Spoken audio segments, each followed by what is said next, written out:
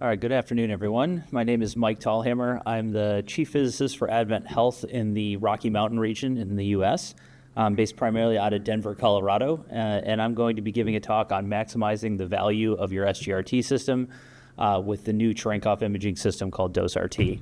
We'll discuss basically some of our findings, some of the value propositions for using the technology within the clinic, and our experience over the last probably year and a couple months, probably 14 months, I believe we've had the system. We have two systems within the AdventHealth network, and we'll talk about that as we go through some of the examples here today. So basically, we're just looking at some of the clinical case studies on how this technology is being used within our institutions. Before we get started, these are my disclosures. Parker, Colorado Advent facility has a PSA with VisionRT.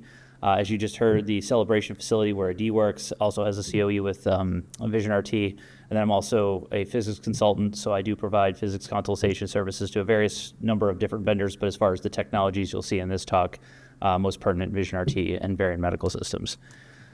As far as AdventHealth is concerned, AdventHealth has centers across the United States. We cover about 9 states and 52 centers. We have about 10,000 licensed beds within our hospitals. And as I said at the beginning, we have 2 facilities that are currently using the DoseRT technology. You have one in Colorado. I don't have a laser pointer that you will be able to see, but they're in gray there towards the left side. And then in Florida, at a D's facility who just gave the talk on MapRT as well. And so we have 2 of these systems within the network. We've had the system for about 14 months, and I believe Ad's had it for close to 6. And so a lot of the information that you'll see is kind of our combined experience as we work together across the states trying to kind of gain insights on how this technology can be used within the clinic. Before we get into the actual case studies, when I give these seminar talks and things like that for students, we try to cover some basic concepts of what this DoseRT system or this Cherenkov imaging is doing in an effort not to butcher a German phrase while I'm here in the UK with German people in the room.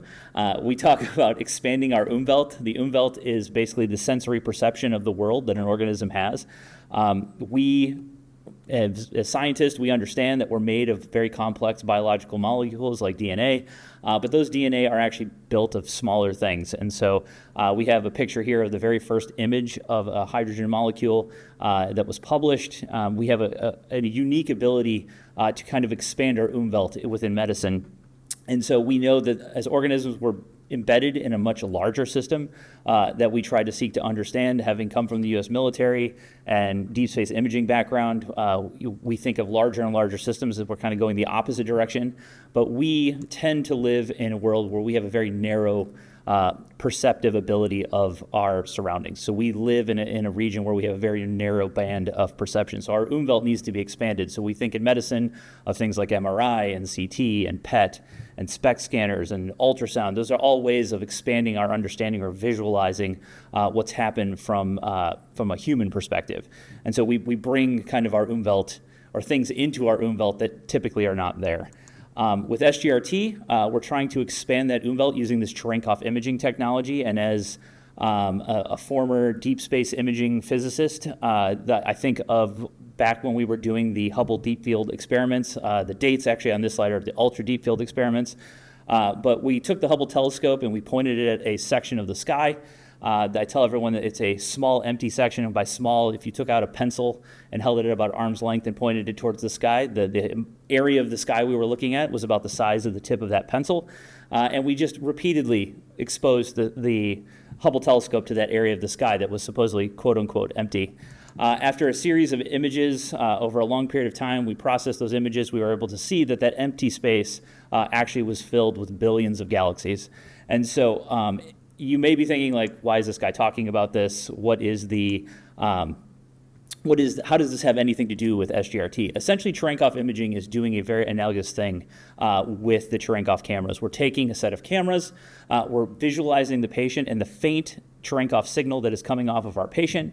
We're exposing a camera that has an image intensifier to that area, and we're basically collecting the photons that are emitted from the patient as the radiation interacts with their tissues.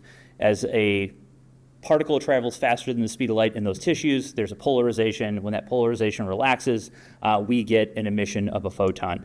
So the goal is to say, how do we use this technology? And with that, we're going to look at different areas: quality assurance, as far as quality and safety, the ability to detect stray radiation dose, and then plan robustness. Can we use this information that we're gathering during treatment to better prepare ourselves to see or to change the way we plan these patients to be more robust against things like body habitus issues, potentially patient compliance issues, which tends to be kind of a challenge for some of our patients. And then look at the utility of Cherenkov imaging and say, can we use this technology to better prepare ourselves to correct things in the future more proactively. We'll also discuss interpretation of those results, anything as far as any new technology that expands that Umwelt of how we perceive things. There is a challenge of how do we interpret the data and gain insight from that data and then turn that data into some actionable items within our clinics. And so we're going to look through a bunch of these things. We'll look at the quality and safety, but each one of these case studies probably touches on more than one of those topics. So I'll try to highlight that as we go through. So let's look at a couple of quality and safety items. We'll look at the basic value proposition of this technology. So in my opinion, the basic value proposition is we can actually see, as Adi was pointing out, the radiation delivery. So in this slide, you can see various types of deliveries. So in the upper left is you have a standard T-spine delivery. We have some upper lung, chest supraclav, more 3D style. And then looking at the bottom left, you have a IMRT partial breast or VMAT partial breast. We have a VMAT retreat head and neck in the upper right. That we'll talk about in a little bit, some SGRT of the abdominal lymph nodes, which was delivered in VMAT there in the middle on the right, and then also some sarcoma of the flank, essentially delivered using VMAT as well. And so the technology is pretty robust to visualize a number of different types of treatment deliveries. And so we can get this data in a number of different contexts. Dee showed a great example of the non-coplanar couch kicks on a breast and how interpreting that data requires the context of the treatment delivery itself. And so this technology is one of the very few technologies that I'm aware of that allows us to visualize what we need to do in planning. And then live that you'll see here in the middle, this is the live delivery that the therapists are seeing during delivery and being able to basically live compare that to the delivery expected location from the plan. And then post-delivery, be able to verify the composite imaging at the end. And so we're doing all three of these stages at AdventHealth and Parker. We're actually visualizing these during delivery, being able to intervene as we see these beam deliveries in real time, and then the physicists are reviewing post delivery kind of what the dose distribution looks like relative to what we thought we would plan. In this instance, we're looking at an inadequacy of administrative controls. So we think about administrative controls as the lowest level of the hierarchy of effectiveness. And if you were quick enough to catch in live delivery, there was a flash of dose that you see in this lower image across both breasts. And what that was is actually that ended up being, I presented this about a year ago, I believe at this meeting for the first time. This was actually one of our number one issues from administrative controls that we identify with this technology is the addition of port film techniques that were not appropriate to the anatomy. So in this case, a pelvic port film technique was mistakenly added to this 36-year-old female's breast treatment. That is just a drop-down selection inside of ARIA and a very easy mistake to make. There is no hard stop if you pick pelvis port film technique because it is a free text naming scheme, and so they just picked pelvis instead of breast by mistake in the drop-down and caused a port film that treated basically one monitor unit through both breasts. So you can see the technology is very robust to detect a very low number of monitor units being delivered, in this case one monitor unit, through a 40 by 22 field. But this also caught a mistake, or I should say a bug, in Varian's 4.1 upgrade of their TrueBeam. So we recently upgraded to 4.1 after we had worked through our administrative control process to limit this mismatch of selection of port film techniques, and then all of a sudden we started seeing this error again. And we thought maybe this was a training thing with our therapist, and come to find out after our 4.1 upgrade, that 4.1 upgrade introduced a bug in the Varian platform that it ignored the jaw positions for MV port films. And so even though it was being selected correctly after all the administrative control issues that we had, it was now being overridden by the machine to an incorrect jaw settings. And so this was able to collect enough data to show Varian that, hey, there's a bug in the software, that this is a repeated issue that we're having, and it was caught through Cherenkov imaging at our center. Again, Adi just showed prone breast. This is a prone breast patient of ours, 67-year-old female, prone breast. First two fractions look like what you see here on the left. On the left, that was what we would expect from our delivery. On the third fraction, we see this exposure to the upper limb on the ipsilateral side. What this ended up being is she's laying very flat. They're usually suspended over a gap for this prone breast.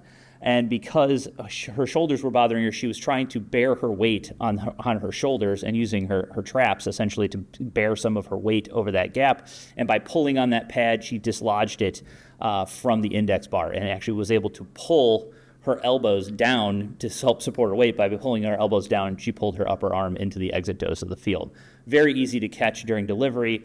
Therapist notified physics. We went in and talked with her, actually was able to help support some of the pain in her back and keep her as stretched out as possible so that we could keep her upper limb out of those treatment fields. Another interesting case, this is, again, I believe this is a 68-year-old female, very non-compliant, so she's not getting DIBH. She ran essentially counter to pretty much any instructions. You can see the delivery there of a field. It was noticed that she was tucking her chin by looking at postural video. After repeated requests to have her raise her chin, she continued to not do so. And so what we see is a composite dose of that single field showing some chin dose. So we spoke with her, tried to get her to raise her chin. But during the review of that field, that single field, we noticed that not only was there chin dose, but we also saw by her doing this kind of body crunch where she was kind of curling at her midsection, due to her body habitus and her non-compliance, she was pushing breast tissue outside of the field delivery. And so after a number of conversations, we decided to open up this field to include that breast tissue because we could not count on her compliance on a day-to-day basis, even in between fields, not doing what we were asking her not to do. And so we felt it better from a plan robustness standpoint to actually open the jaws for this patient. So we see lots of plan robustness issues already, talking about quality assurance, but we're also seeing stray dose visualization.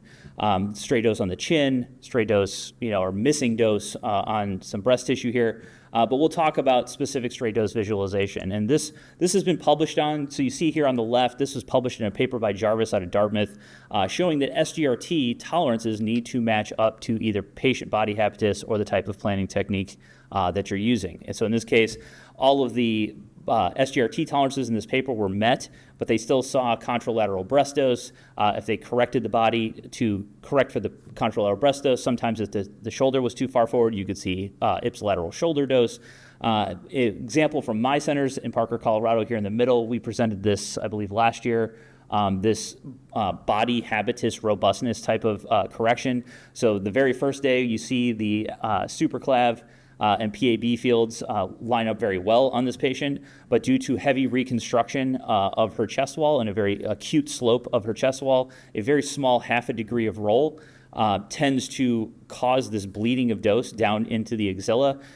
This can be easily corrected using about 3 MLC leaves to make her more robust to that, but illustrating that our SGRT tolerances are statistically derived and patients do live out in those tails of those distributions. And so in this case, she's one of those tails of distribution patients, and we needed to adjust our SGRT tolerances and our plan robustness to address some of that dose spillage. We see some other examples, contralateral breast dose from our Celebration facility, showing some minor contralateral breast dose on a patient undergoing DIBH. Maybe as they breathe in or roll, there may be some issue there. And then a similar case to what Adi had showed with some bleed over of a breast boost into a contralateral breast. And with breast tissue being very sensitive, you're increasing the secondary cancer risk by about 2.6% with the exposure of that breast tissue. So we're trying to limit these types of things and make sure that our SGRT tolerances are adequate for the planning technique that was used. A good example of this is also from our Celebration facility. A patient, I believe this is a 71-year-old patient undergoing treatment for a very complicated breast volume that extends into the upper portion of the underarm, as well as a contralateral lymph node volume across on the contralateral side of the body.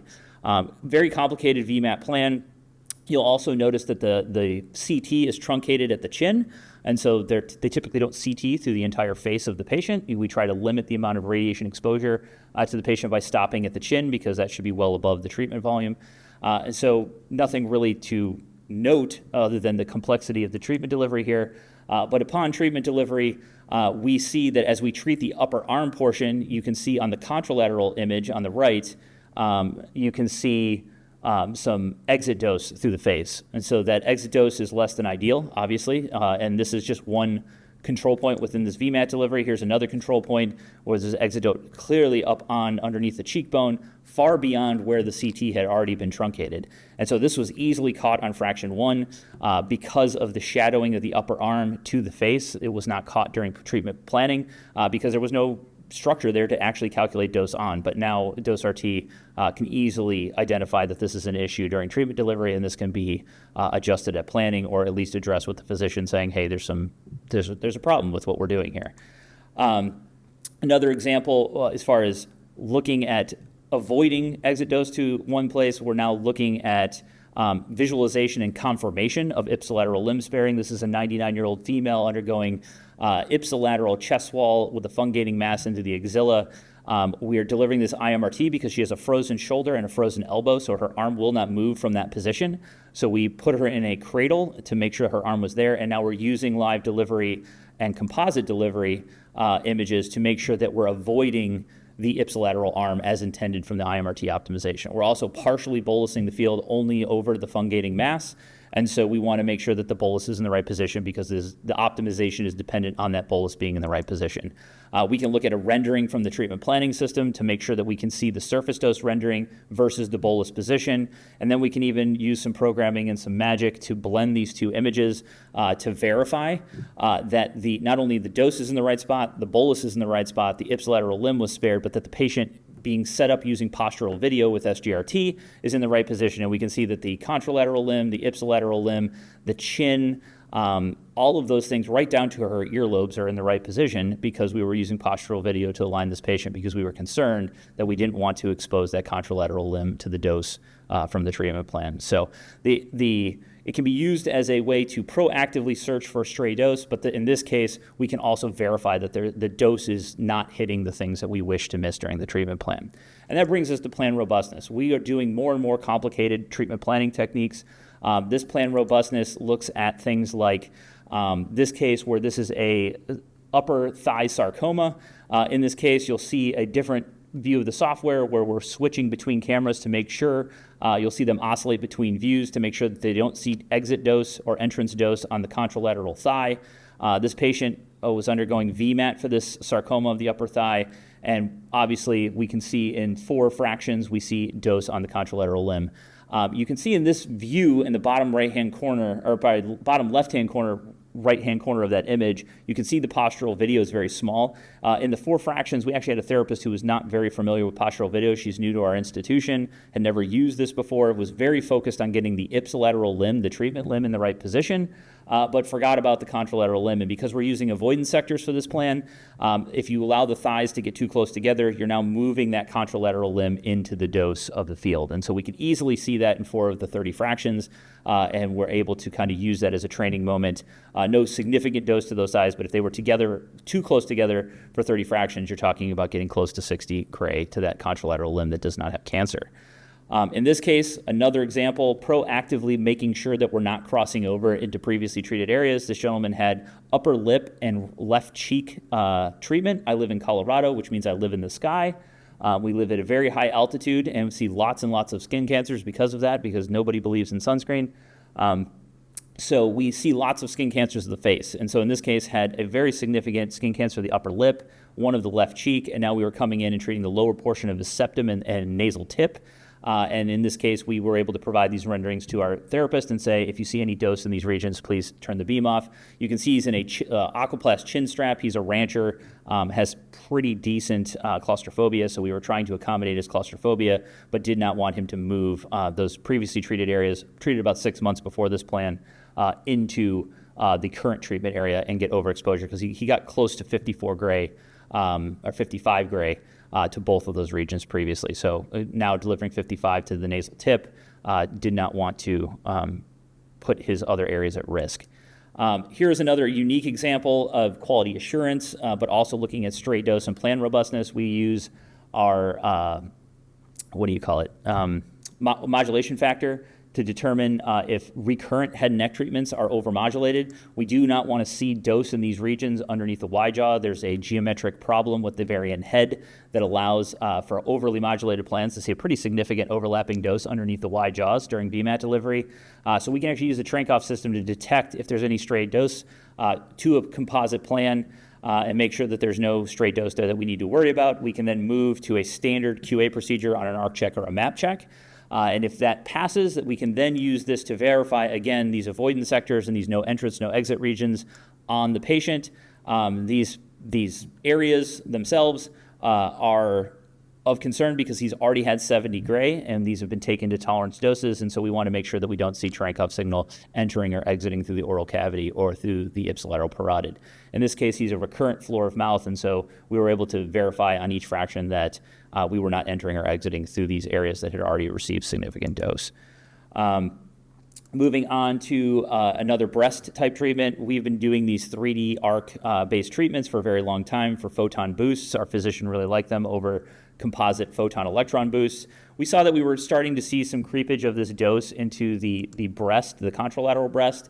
And so we were starting to review these using the Trankov system. And so in this delivery that you can see here, you can see the first tangent, and then we start delivering an arc. And if you look at that lower image on the left, you'll start seeing signal right about now. You'll see it track right there across the breast. That is because the avoidance sector was not opened up far enough. And so we got a little too cute with the avoidance sector, made it a little too narrow, and so we saw a little bit of dose trackage into there.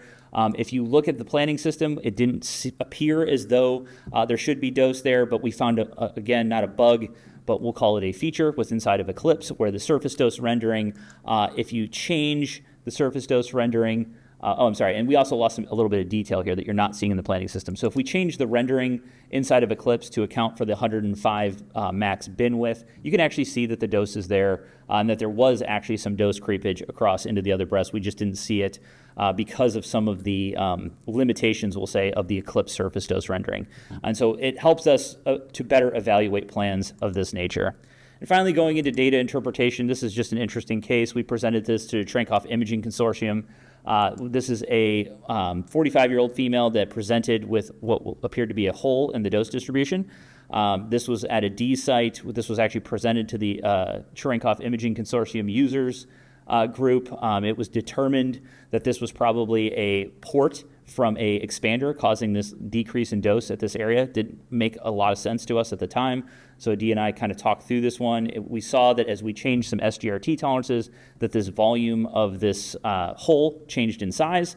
And then if we looked at some thresholding of the images, this dose was kind of disappearing from the raw images. And so it appeared to be a little bit more complex than what actually kind of the very simple explanation was that we got from the consortium, that this was just simply a port issue. So we kind of left it at that. But later on, we see another delivery. Here's a delivery of another DIBH left breast. This is actually a chest wall without an expander. And you can see from these images on the right that the hole is now present again. And so we have this hole in the Trankov signal. This was, again, presented by a D to myself and our group. We actually looked at the plan. This was something that was kind of an insight to us. A D's group of dosimetrists do not use flash for their VMAT planning. We always use flash at our center, so that was kind of strange to us. And so we started talking about why they chose not to use flash, and that's kind of a physician decision at his facility. But in this case, the hole changing size from day to day and being present and not present resulted in a plan to look at doing a plan with flash to allow for some chest wall excursion during deep inspiration breath hold. A D proactively went and got TLDs for this hole and then moved while we were waiting on the TLD results to the plan with flash. And after having the TLD results in, you can see the plan on the left is the plan that has no flash. The plan on the right is the plan with flash. You can see there's a little bit of an increase in coverage, as you would expect with flash.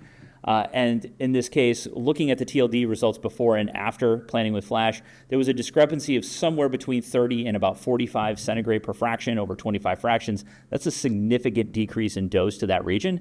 You're talking somewhere between 7.5 and 11 gray reduction in dose, because with a breath hold allowing for 3 millimeters with your SGRT, excursion beyond the field edge now causes a cold spot. And so that's a pretty significant cold spot in a definitive breast treatment. And so this was just a really interesting kind of confluence of events where we were able to look at two different institutions, both using shrink-off imaging and being willing to kind of chase down a problem and better interpret what that data actually means rather than just relying on kind of other excuses. And then finally, here's another interpretation, same type of thing, a cold spot in the shrink-off imaging. We have a patient with a seroma cavity with left breast treatment, and during delivery, I was called to the machine at our Parker facility. You'll see during delivery, you'll see this cold spot, or what looks like a strange cold spot. That's actually the seroma cavity visualization, which is odd because seroma cavities typically don't have blood products in them. They're full of serous fluid. We thought this was maybe a one-off, but now over many, many months of using this at Dee's facility and we have identified a number of additional patients like this. So these are not cold spots. These are not missing dose. This is actually visualization of an internal structure. So interesting application of maybe this technology moving to the future. So in summary, shrink-off imaging can be used in a lot of different applications, safety, quality. It's allowing us to more actively intervene in these planning techniques and then being able to change things based on what we see during delivery. Care should be taken, though, in interpreting this type of data for plan changes because it is not always 100% clear what this data is telling you. So you need to be very careful and, again, build a ability to interpret these images over time. So with that, I think we'll take questions. I'd like to thank also Adi for sharing his data with us and being a partner in learning how to use this technology as we learn to see dose as it's being delivered.